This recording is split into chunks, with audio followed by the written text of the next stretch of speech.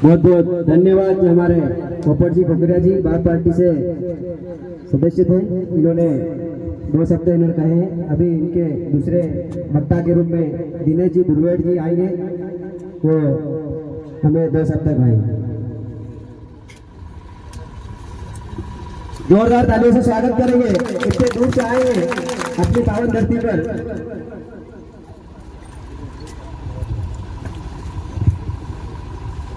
सभी को जोहार, जोहार सेवा। आज भालू भाई गामड़ के समर्थन में आए हुए मेरे सभी युवा साथी, माता बहनें और बुजुर्ग, आप सबको नमन। और यहाँ विराजमान मंचासीन अतिथि आसपुर विधायक उमेश जी रामू साहब और चित्तौड़ से हमारे सांसद प्रत्याशी रहे मांगीलाल जी, घाटोल विधायक प्रत्याशी रहे हमारे अशोक जी, और अभी जो पूर्व में जो मेरे से पहले जो वक्ता बोल रहे थे पोपट जी खोकरिया, वर्तमान प्रधान है ज्योति पंचायत समिति के, और हमारे साथ में पूरी टीम और यहाँ के समस्त आयोजक टीम और यहाँ के कर्मठ कार्यकर्ताओं, और साथ ही यहाँ मंच पर विराजमान हमारे भगवान बिरसा मुंडा, और हमें ये इस तरह से बैठने का अधिकार जो दिया, पढ़ने का बोलने का जो अधिकार दिया, वो हमारे भगवान बाबा साहब अम्बेडकर जी को भी नमन करता हूँ मैं। हमें ऐसी क्या विडंबना आई जो हम लोग यहाँ राष्ट्र पार्टी होते हुए भी हम लोगों को यहाँ हमारी पार्टी लॉन्च करनी पड़ी। एक को थोड़ा कम कर देना, एक का थोड़ा कम कर देना। तो हमें क्या आवश्यकता पड़ी जो हमें हमारे अधिकारों के लिए अलग से लड़ाई लड़नी पड़ी। हमारे अधिकारों की लड़ाई लड़ने के लिए हम लोगों ने आजादी के बाद में हमारे जो नेता थे उनको भेजा था, लेकिन हमारे लोगों ने हमारी विडंबनाएं आगे ले जाकर नहीं भेजी। और आजादी के बाद भी हम लोग आज भी खेतों में रोजगार में जा रहे हैं। हमारे शिक्षा के लिए कोई काम नहीं कर रहा, स्वास्थ्य के लिए कोई काम नहीं कर रहा, ना ही हमारे लिए कोई आवाज उठा रहा है। हमारे बहन बेटियों के साथ में अत्याचार हो रहा है, उसके लिए भी कोई आवाज नहीं उठा रहा है। तो हमें हमारे क्षेत्र की, हमारी खुद की रक्षा करने के लिए इस पार्टी के साथ में आपको जुड़ना पड़ेगा, क्योंकि ये राष्ट्र पार्टी वाले जो हैं वो दलाल बनके बैठे हुए हैं। दलाल हमारे समाज की दलाली करके, हमारा समाज का सर्टिफिकेट लगा करके आगे जा करके बैठ जाते हैं और वहां जाकर के समोसा और कचौरी खा करके वापस आते हैं, लेकिन हमारी समस्या कोई बताता नहीं।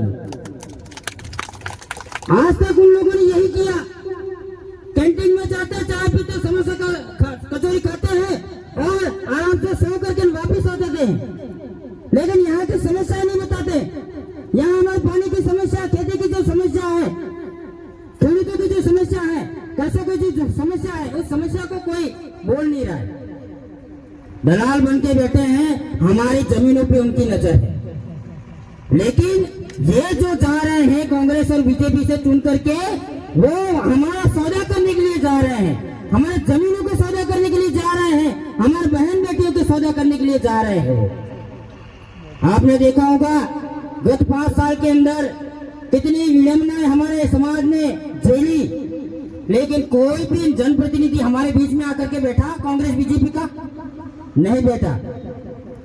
हमारे बहन बेटियों के साथ में कितना अत्याचार हुआ, उस अत्याचार को झेलने के लिए और साथ में रहने के लिए कोई कांग्रेस और बीजेपी का नेता आया क्या?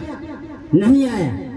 एसी वाली गाड़ियों में बैठ करके हाथ भी ऊंचा नहीं करते हमारे समाज को, सिर्फ चुनाव के समय आते हैं और आदिवासी समाज को मुर्गा समझ रखा है। मुर्गा जैसे एक मुर्गे को दाना देते, चने देते, गेहूं देते, हम चुनने के लिए आ जाता है ना, वो खाने के लिए आ जाता है। वैसे ही हमारे समाज को दारू, मीट और थोड़ा बहुत 100 या 200 रुपया दे देता है और हमारे समाज का वोट खरीद लेता है। तो आपको एक बात ध्यान रखनी है, 100 में 500 में नहीं बिकना है, आप एक मनुष्य हो, आपके पास एक अधिकार है, मताधिकार, उसका पूरा अधिकार उपयोग करना है। आपके क्षेत्र में कोई कांग्रेस और बीजेपी का कोई नेता आता हो तो उसको आपके पास में आता हो, 500 रुपया देता हो, 1000 रुपया देता हो, उसको कहना कि मुझे 1000 और 500 रुपया नहीं चाहिए। उसको कहना कि गधा ला के दे मेरे को। क्या लाने के देने का? गधा। पशु में सबसे निम्न वस्तु कौन सी है? कौन सा पशु है? तो गधा। तो मुझे सिर्फ एक गधा ला के दे दे, क्योंकि मुझे पानी दूर से लाना पड़ता है, कम से कम आ जाएगा तो मैं उसके ऊपर रख करके पानी लाऊंगा, मिट्टी लाऊंगा, कुछ न कुछ तो काम करूंगा। तो मेरे को एक गधा ला के दे दे। तो मार्केट में जाएगा, गधे का भाव 25,000 50,000 चल रहे हैं। क्या चल रहा है? गधे का भाव 25,000 और 50,000 के बीच में चल रहे हैं। और आपको खरीदने के लिए वो आ रहा है 100 रुपया, 200 रुपया, 500 रुपया, 1000 रुपये में। तो आपकी इज्जत गधे से भी गई गुजरी है क्या? है? आपका जो मताधिकार है वो गधे से भी गए गुजरा है क्या?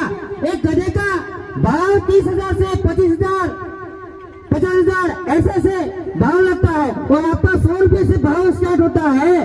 तो आप देख लो आपकी इज्जत कौन सी है, कितनी है। बिकने वाला ध्यान रखना, गधे से भी गए गुजरे मानूंगा मैं आप सबको। बिकना नहीं है, यहाँ टिकना है। और आपको कभी ये नहीं सोचना है कि इस मीटिंग के अंदर तो मीटिंग ज्यादा जनसंख्या है ही नहीं, ज्यादा भीड़ है ही नहीं। तो आपको बता दूं, क्या आप सभी भीड़ नहीं है, भिड़ने वाले हो। ये भीड़ नहीं है, भिड़ने वाले हो। और भिड़ोगे कैसे? संवैधानिक तरीके से।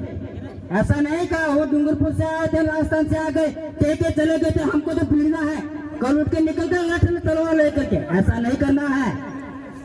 आपको संवैधानिक तरीके से, अपने वक्तव्य से, अपने जानकारी से, अपने हक अधिकार से लड़ना है। तो उस हिसाब से हमको तैयारी करनी है। कल उठ के हमने सोच लिया होता है राष्ट्रीय पार्टी हमारे क्षेत्र में बड़ी बड़ी है, वहाँ राष्ट्र लेवल के मंत्री संतरी है, इसके बावजूद भी हम लोग बैठक करते थे। आपकी तो बहुत ज्यादा है, हमसे 10 गुना पब्लिक आपके साथ में यहाँ इस जगह पे बैठी हुई है।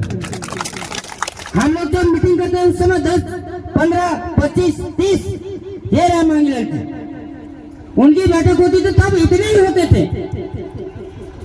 लेकिन वहाँ इतने ही भिड़ने वाले लोग थे, संवैधानिक तरीके से भिड़ने वाले लोग थे। तो आपके बीच में कितने विधायक बने इस पार्टी से? चुनाव के 3 महीने पहले पार्टी बनी, लेकिन हमारे साथ में भिड़ने वाले लोग थे। आप जैसे लोग युवा थे, इसलिए डरने की आवश्यकता नहीं है गामर साहब, कि ये आपकी जनता है, आपको दिल्ली जाकर भेजेगी और आप इस क्षेत्र के लिए हक अधिकार की बात करोगे, यहाँ की जो समस्या है समस्या की बात करोगे, शिक्षा की बात करोगे, स्वास्थ्य की बात करोगे। आधी रात को भी हमारे बहन बेटियों पे कोई अत्याचार होता है तो आप लोग यहाँ आकर के इनके साथ में बैठोगे। ये मैं कमर साहब से कहना चाहता हूँ। बाकी इन दलालों के हाथ में मत आना। ये दलाल अब हमारे पास में सिर्फ जमीन बची है। इन दलालों पे जो कांग्रेस बीजेपी के जो जा रहे हैं वो यहाँ जमीन का सौदा करने के लिए जा रहे हैं। कॉरिडोर तो निकाल दिया और कॉरिडोर के आसपास वो बड़े बड़े फैक्ट्रियां हमारे लोगों को खदेड़ के लगाएंगे। गुजरात मॉडल कह रहे हैं, क्या कह रहे हैं? गुजरात मॉडल। देख लो क्या हुआ केवड़िया में, क्या हुआ हसदेव में। कोई आया क्या? नहीं आएगा। इसीलिए कह रहे हैं समय रहते जग जाओ, हमारे आने वाले पीढ़ी को कुछ दे के जाओ। यही मैं बात कहना चाहता हूँ। साथ ही गामड़ साहब जो यहाँ जो हॉकी स्टिक अपने इलाकों में क्या कहते हैं देसी में अपने है गेड़ियो, हाँ गेड़िया पर क्या किस पे कौन सा निशान है? गेड़िया। गेड़िया हमारे बाप दादा दो तरीके से उपयोग करते थे। एक तो हमारे उत्तरायण पे खेलते हैं ना गेड़िया 14 जनवरी को ना, तो इस तरह से आपको एक तो वो खेलने भी काम आता है और यूं कर दे तो हमारी रक्षा भी कर सकता है। तो हमें 2 तरीके से हमें काम करना है। तो हमारी रक्षा भी करनी है, हमारा हक अधिकार